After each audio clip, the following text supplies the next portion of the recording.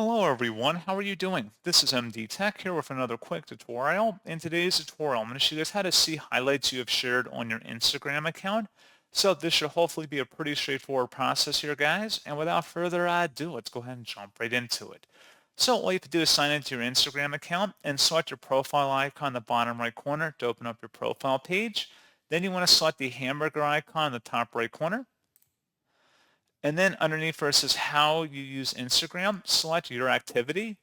And then you want to select where it says content you've shared, select highlights. And then if you had made any highlights, they will appear listed in here. And that's pretty much it. So as always, thank you guys for watching this brief tutorial. I do hope that I was able to help you out, and I do look forward to catching you all in the next tutorial. Goodbye.